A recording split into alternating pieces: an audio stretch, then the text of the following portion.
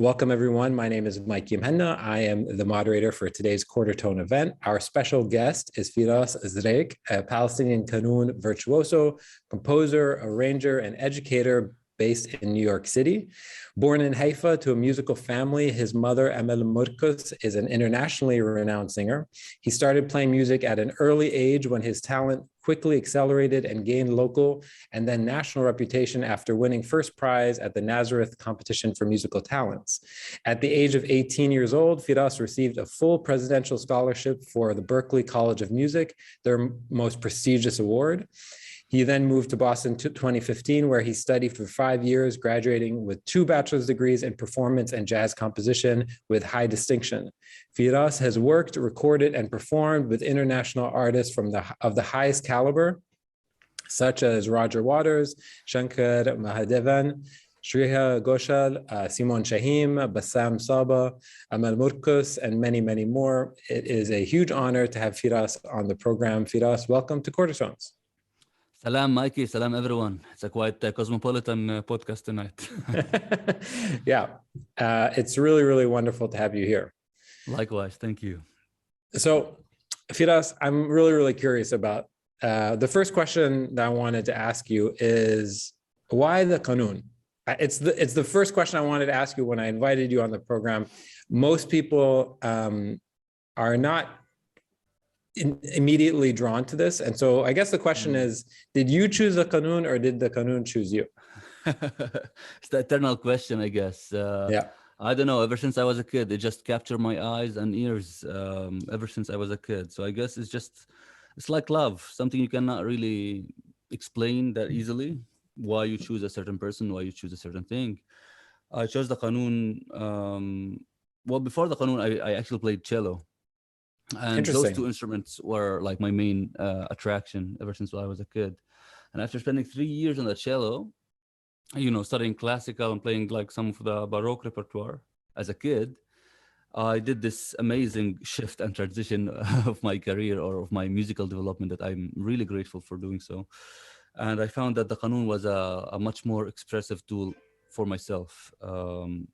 Especially, when I produced my first Quartertone, the name of this series, which is, a characteristic sound of the environment, characteristic sound of my natural habitat, the Middle East or the East or whatever region that these kind of tones play in. So to me, when I produced this sound, I don't know, 15, 16 years ago, it was quite a feeling that after 3 years of playing Baroque music, which is great and fun, and it was a great musical basis, suddenly I was able to play music from my own homeland, and that was substantial. Did you feel like the cello is fretless in the end of the day? That's true. And so did you feel like there were limitations, or it just isn't an instrument that is part of the traditional instrumentation of the music you grew up with?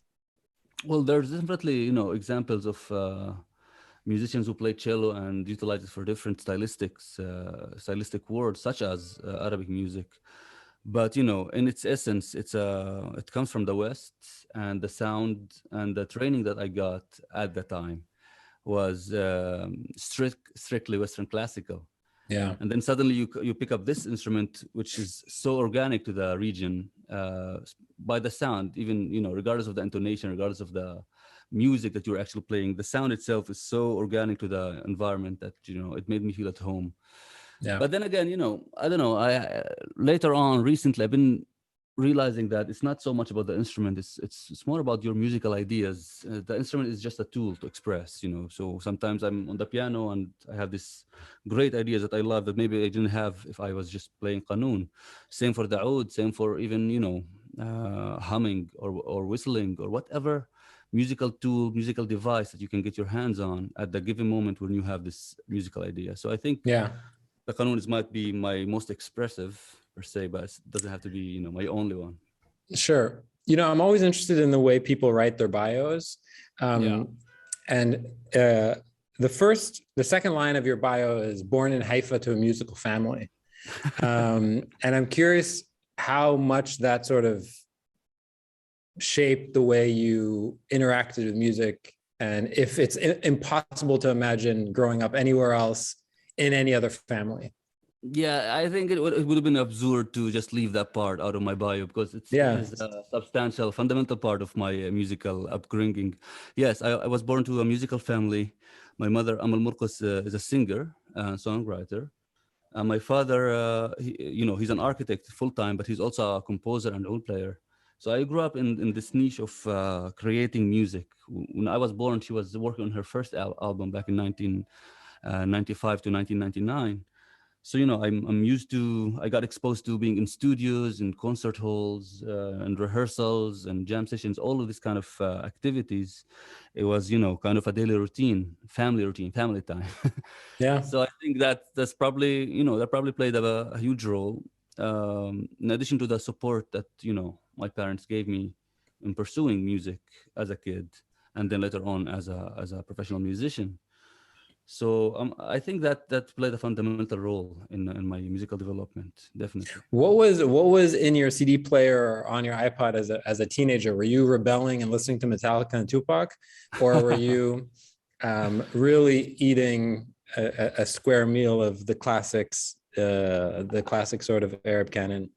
Well, I think I got exposed to a lot of stylistic genres. That was whenever I went to bed as a kid, my mother would put some earphones and just start some music from Azerbaijan or jazz or classical or from Argentina, whatever music that they listened to, I immediately got exposed to as a kid. But Yeah. then later on, when I started developing my own tastes, I had this rebellion period, but it was more to the to the other side of the planet. It was What more did to you the listen to? What did you rebel into? Kulthum and Early Abdul Wahab in the 1930s. And Nice. that's like, yeah. That wasn't something that I grew up with. It caught my attention and I dived into it. But at the same time, parallel to that, I was listening a lot to flamenco, Paco de Lucia, a lot of jazz, definitely Western classical.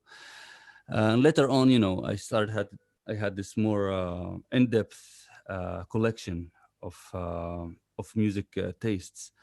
But Metallica, not so much. Yeah, I consume it. I appreciate it, but no, Yeah. I wouldn't say so.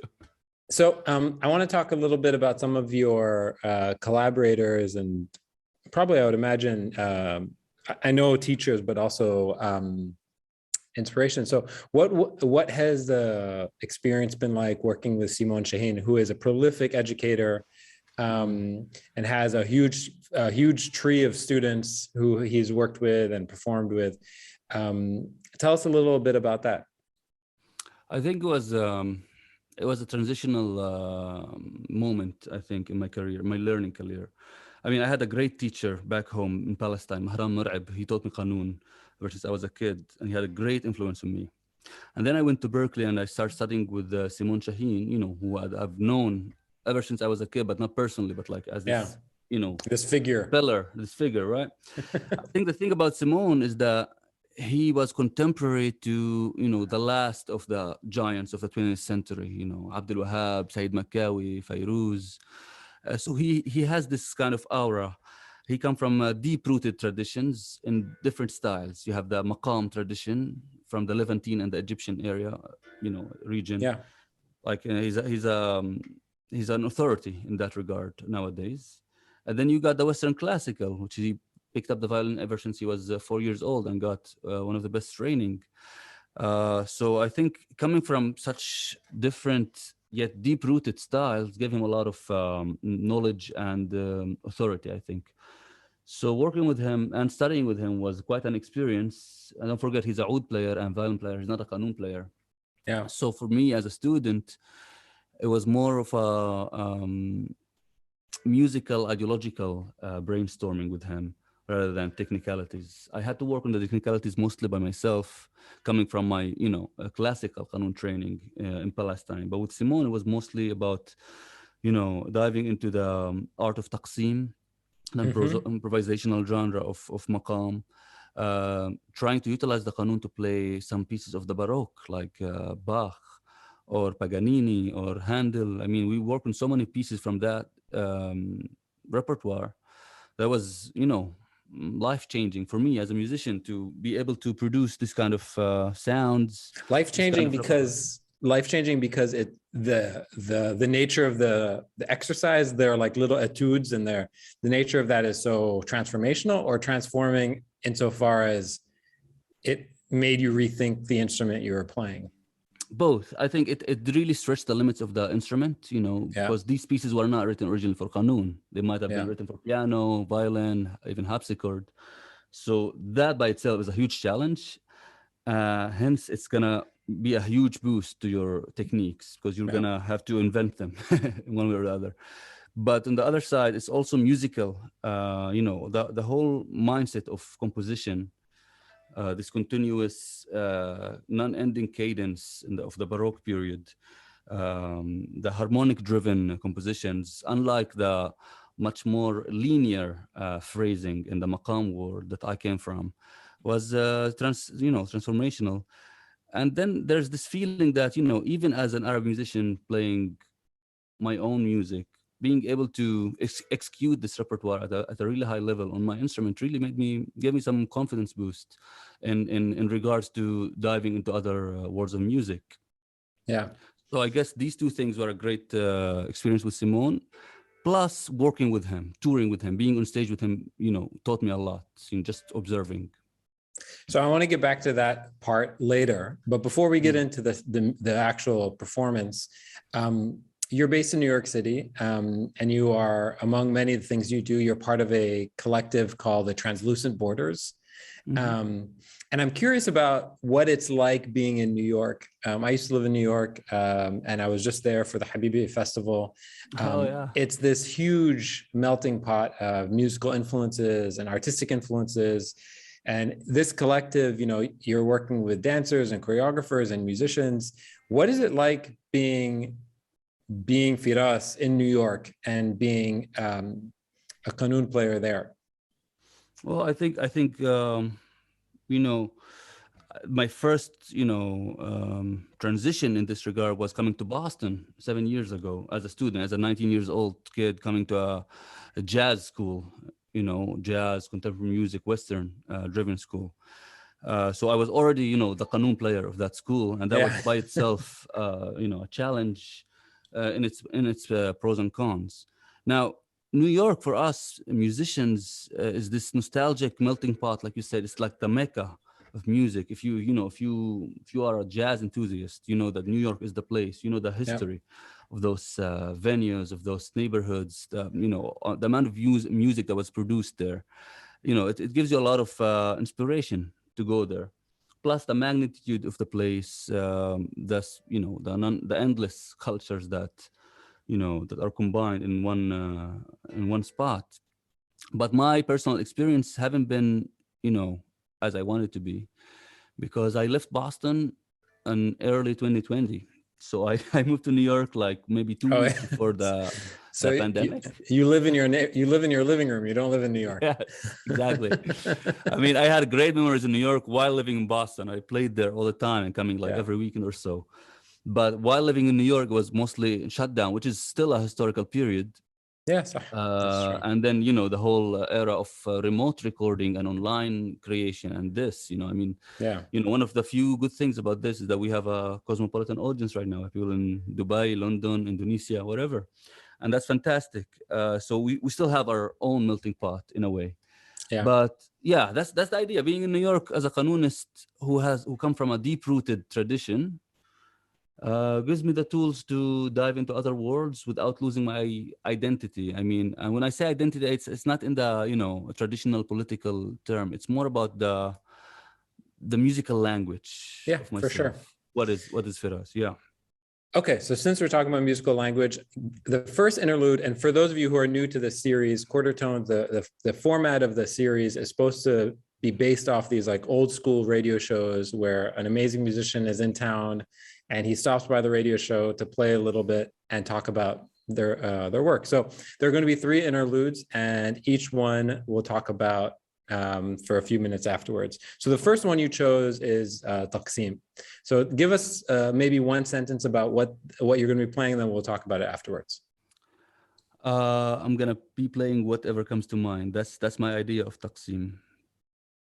Here we go.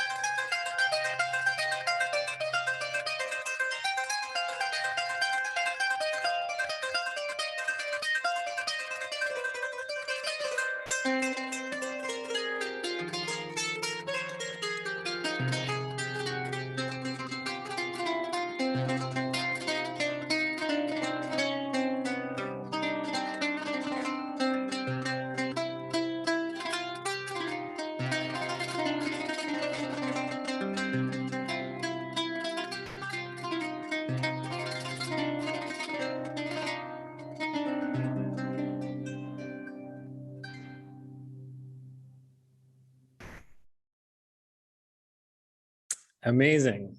Firas, wow. Thank you. What's the first thought that comes to your mind once you finish? Uh, whether to let the sound sustain or shut it down. I don't know. It's that's a good question that I never thought about. It's specifically in a taqsim, not in a a prepared composition. It's this immediate brainstorming of ideas that comes after years of pursuing this language. So it's like, I don't know, it's like any improvisational genre, whether it's freestyling as a hip hop artist, whether it's zajal, whether it's poetry, whether it's dance or theater. An improvisational act takes a huge amount of intellect energy that by the time you're done, there's very little to think about, I think. Yeah. So I'm curious, in those moments, do you feel drained or you feel energized? No, energized, but not to the extent to think about anything. It's that, I think that's the beauty of it. That it's kind of resets the mind. Everything Yeah. stops, and that's where you are in the being, I think. Yeah. So can I ask you some basic questions? Let's go. So how many octaves are on the Qanun? The one that you have right there. 3.5. So that's 1, 2, and then you got 2 notes above and 3 notes below. So it's exactly 3.5 octaves that goes from G2 to E6 in musical terms, in terms of register on a piano. Okay. And is there a sort of like a left-handed Qanun, or it's always that shape? I've never seen a left-handed Qanun, but I can imagine one. But I know left-handed Qanun players. Okay. Just like unlike the oud, I would say, or the guitar. Yeah. Oftentimes you find a left-handed bassist that just flips the instrument and then. It's like Paul McCartney. Yeah, so they can play with their dominant hand. Others, they just they just teach learn themselves to play with the right hand.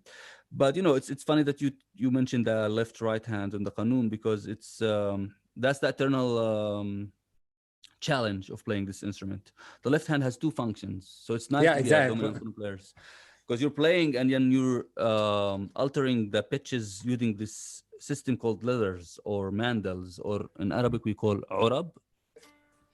I have 12 of those on each string. And what they do essentially is they shorten or elongate the string. And in basic acoustics or physics, that the shorter the string becomes, the higher the pitch, and vice versa. Just like a guitar, when you have an open string, like an open G, and then you put your finger on a fret, what you're doing essentially is shortening the string, because now it starts here. Yeah, raising the pitch. Raising the pitch. So you're doing that, except you're doing it in micro doses, meaning you have 12 on each string, which means each one of them equals 1/12 of a tone. So here's a whole tone going in each urbi, each mandal.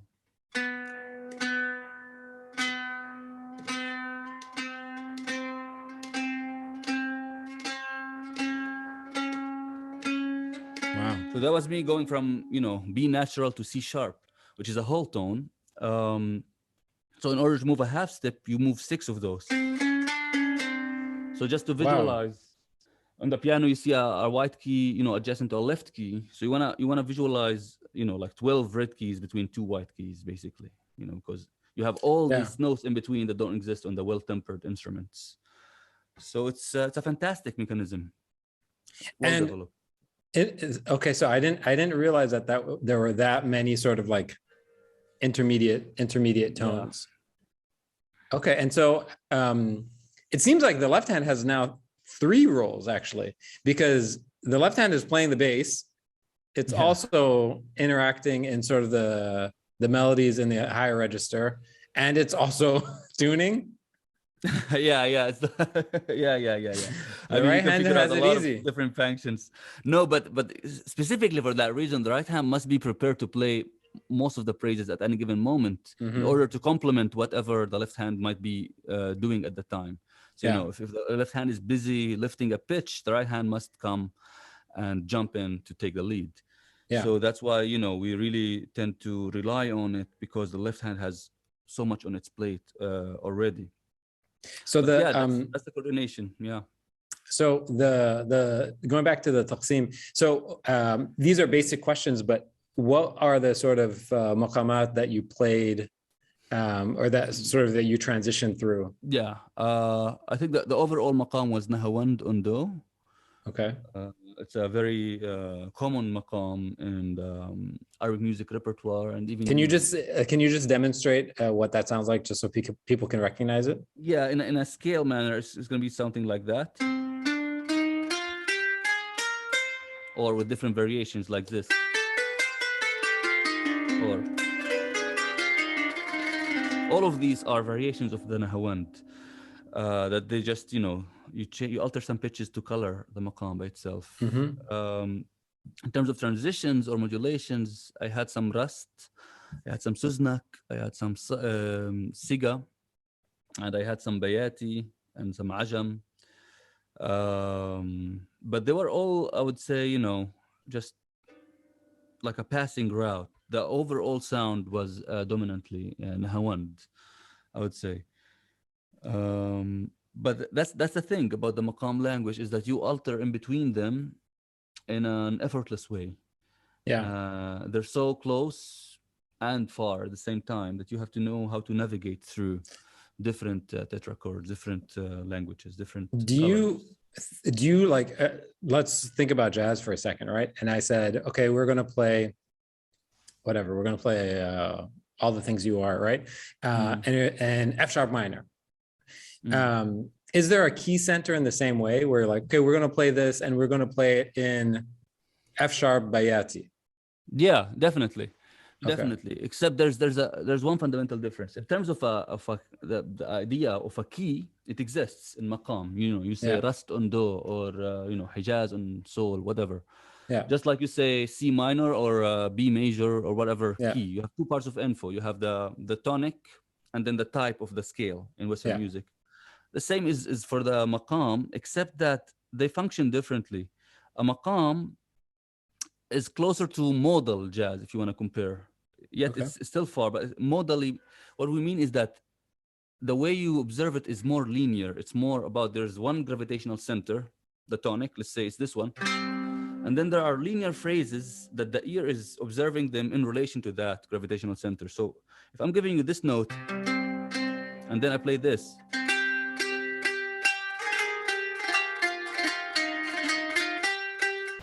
your ear just observed all of this in relation But to it's this. going back, yeah, coming back down to the Yeah.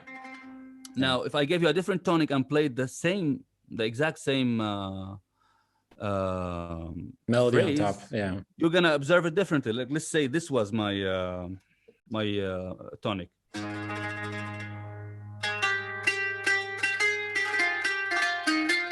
Yeah. You see that this concept of relativity is very heavy in maqam, but also in jazz, because it's also tonal harmony. But the main difference I would say is that here it's more linear. There they function by chords, so it's more vertical thinking.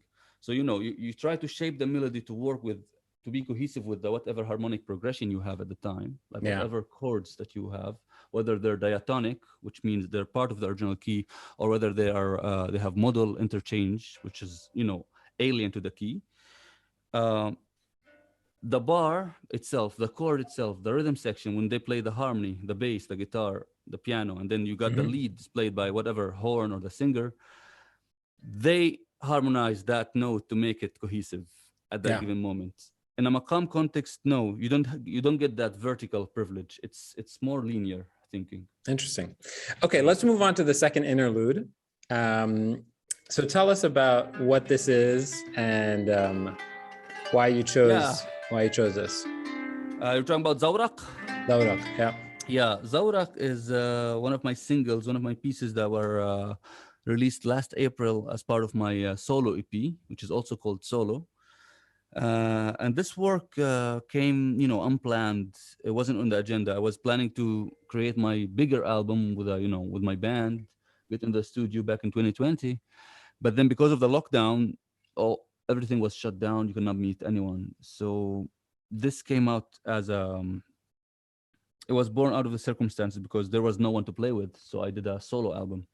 So Zawraq is actually, I think, the second piece on that album.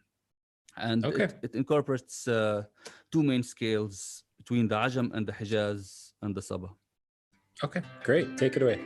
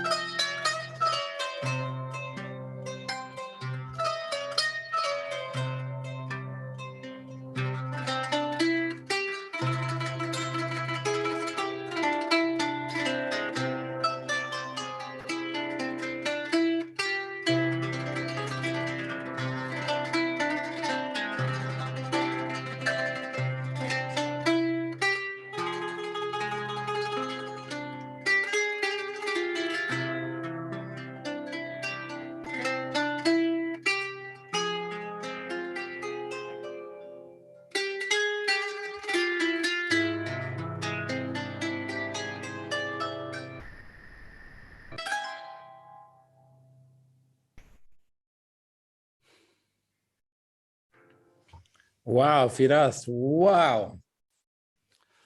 Thank you, Mikey. That's incredible. Appreciate it. Yeah, this was actually a condensed version of the one on the album. So this is, people can go and stream this. Yeah, it's on YouTube, Spotify, Anghami, everywhere. It's called Zawraq. It's part of an EP called Solo. Yeah. I also lately released it as a music video, actually. So I'm really curious. To me, to my untrained ear, I hear all this like East Asian influences that doesn't sound like the stuff that I hear in Beirut, right?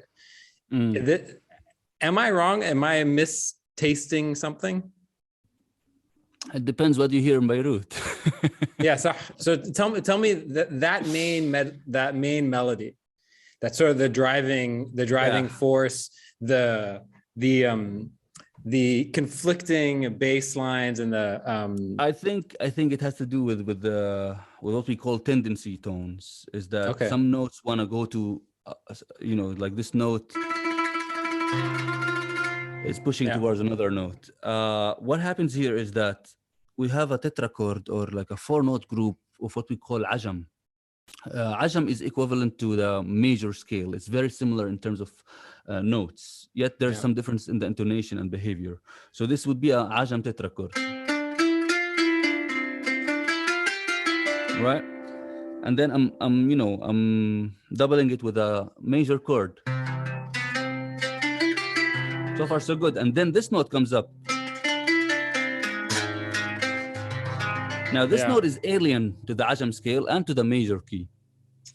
Now this note in maqam analysis is called la bemol, and it's part of the Hijaz tetrachord here. So we have ajam on the bottom and Hijaz on top, which gives us a unique scale called shawq afza. However, when you utilize that in a harmonic structure, you have this chord and then this chord. This chord is A flat augmented with C major. It creates this mystical, I want to say, inconsistent vibe. It's shaky, right? That's exactly the word. Yeah, hence the name Zawraq. Zawraq is a small boat. So you wanna imagine it, going on in a wavy manner for like whatever, unstable. 5-6 minutes. Unstable. So I think this notion is definitely reflected in the music maqamically. And then what happens here is there's this theme. That's the theme. Right? And then it goes to here. Yeah. Now, this is the modulation to a maqam called Saba, very microtonal. It has this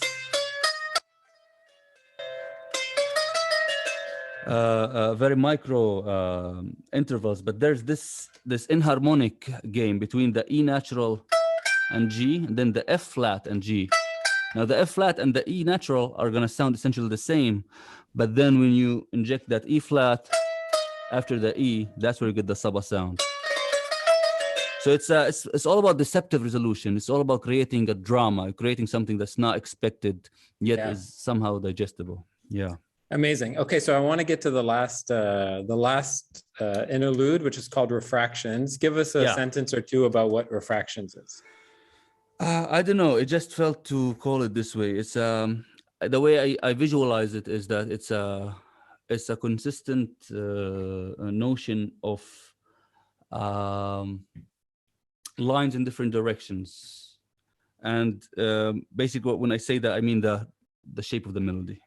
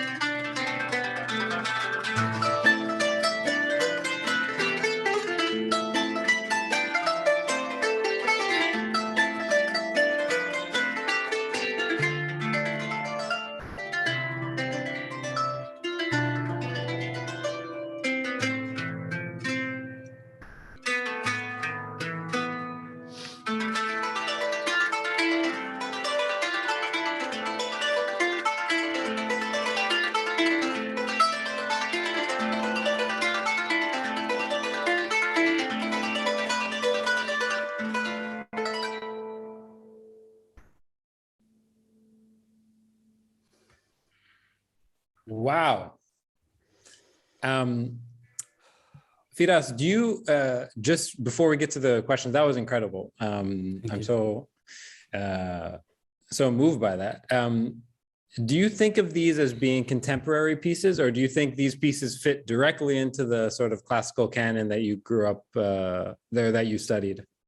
No, I think they're just a reflective expression of my musical identity.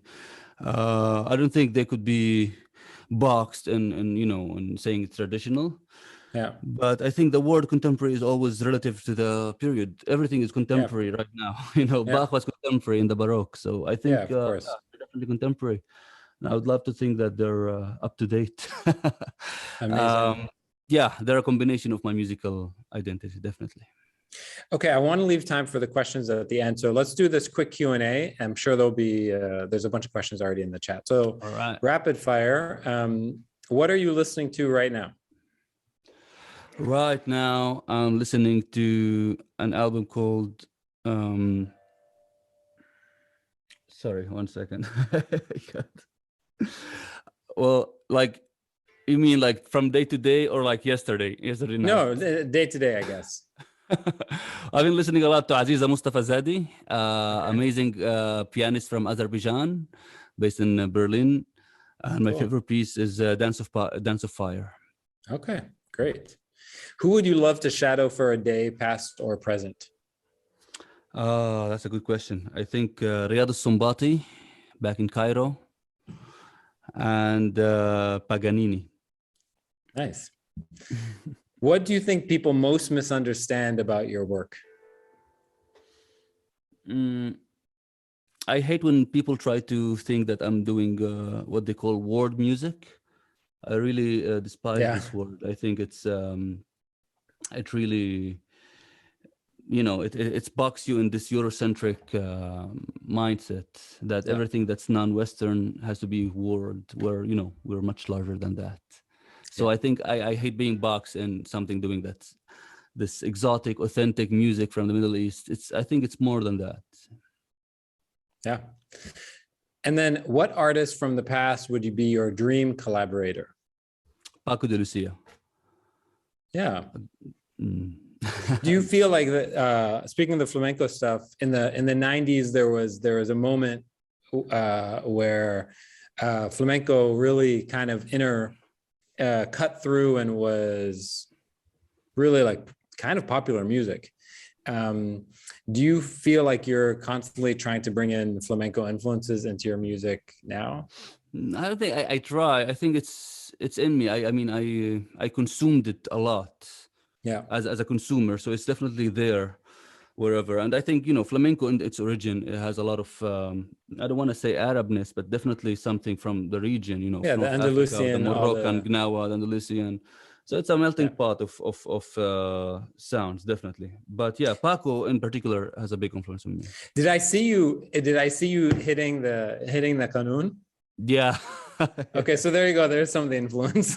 Definitely, there you go. Yeah, definitely. You can find it there. It's all there. Okay, so we have a couple questions. I'll call the questions one by one. Feel free to unmute and start your camera. We'll start with Jan Marie, who is my mother and also the musician in the household that I grew up in.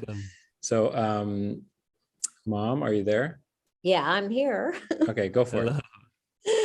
Okay, first I'd like to thank you so much. What a gift that you've given us this evening. It was absolutely magnificent. Thank you. I'd like to ask you, how old were you when you started to study the Qanun? And given your knowledge of music already as a cellist, how many years did you study to reach the level of proficiency to then go on to Berklee School of Music? I started playing Qanun at the age of 10 years old. And I started playing cello at 7 years old. So that was 3 years and then Qanun. Then I went to a conservatory for 6 years, I guess, or that would make it 8 years until I graduated high school. So that was my, professional training up to Berklee.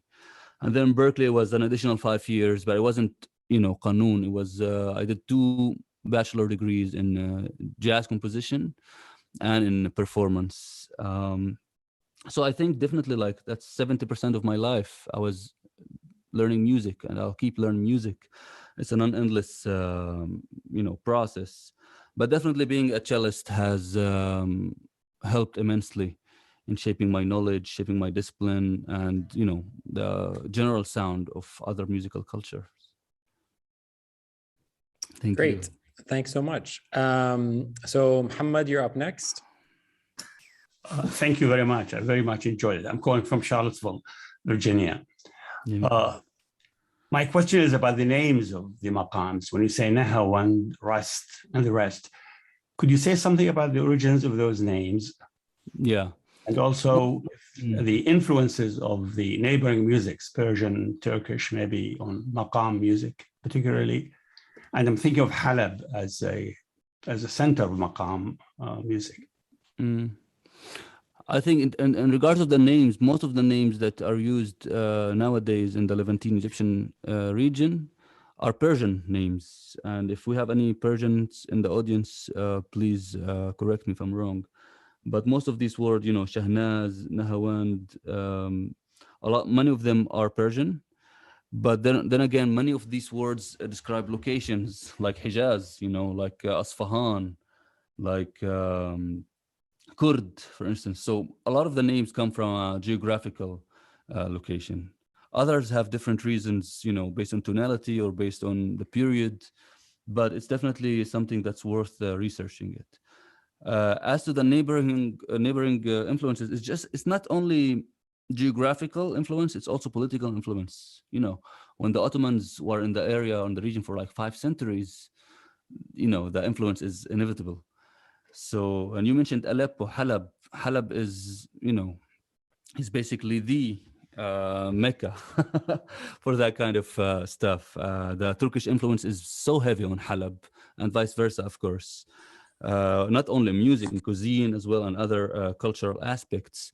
But if you go to Damascus, it's slightly different. If you go to Cairo, it's different. It's probably has different influences from whatever geopolitical circumstances were in that region. If you go to Baghdad, it's definitely a different game.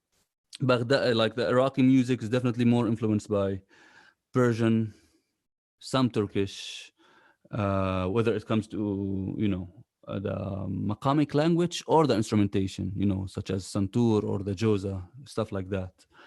As for my region, which is the Levantine, a lot of the musical forms are Ottoman, such as Sama'i, such as, when you say Dulab, when you say Sama'i, the whole notion of fasil, you have a whole protocol on how the event should go. You have a Sama'i, you have a Taksim, you have a Mawal, and then you have a Muwashah, or whatever order that is. So a lot of the forms are Ottoman, but a lot of the forms are also Andalusian. Some of the forms are Eastern European, like the Longa, for instance, and 2/4. So I think it's a melting pot of cultures that now we say this is Arabic music. And, also the word Arabic music is a very large term that has its own specifics, I would say. Great. Thanks, Muhammad. Okay, I'm going to combine 2 questions, one from Alexandria and one from Maurizio. Alexandra asked me to read the question, so let me read both together. So from a Qanun beginner, can you recommend some material books with short pieces or exercises for self-study, maybe other than Maqam World and transcriptions of Kulthum? And then Maurizio's question is also somewhat related, which is, who are some other Qanun players, performers that you would find interesting and relevant? Do you see other musicians exploring different genres with the instrument? So those are sort of some recommendations that you can give us for places to learn, and who else we should be checking out. Yeah, regarding the Qanun studies, definitely practice different scales, practice different picking patterns, like in different groupings, numbers. You can do just a straight ahead scale, or you can do. These 2 are different. If you pluck each one twice, that's a grouping of 2. If you do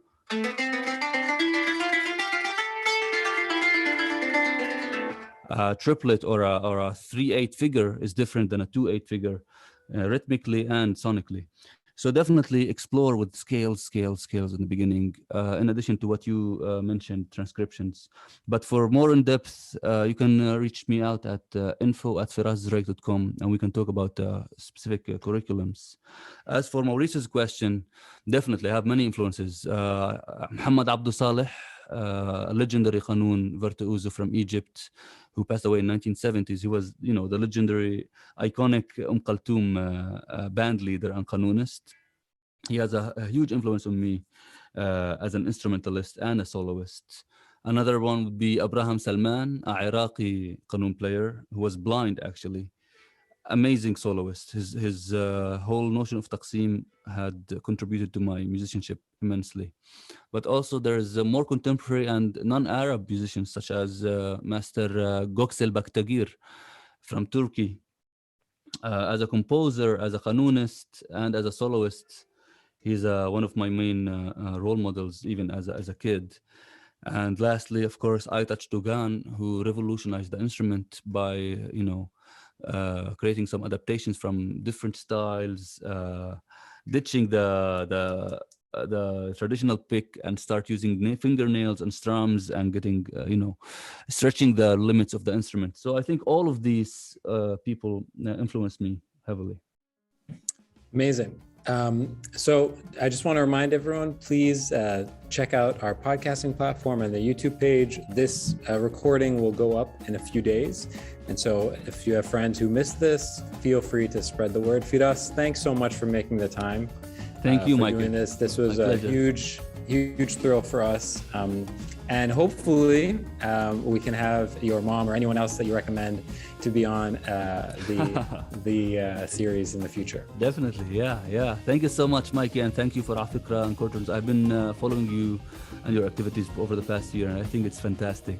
Keep it up. And I want to thank everyone who tuned in today. It was a great pleasure. Okay, everyone. Peace. Be well. Ciao, ciao. See you soon.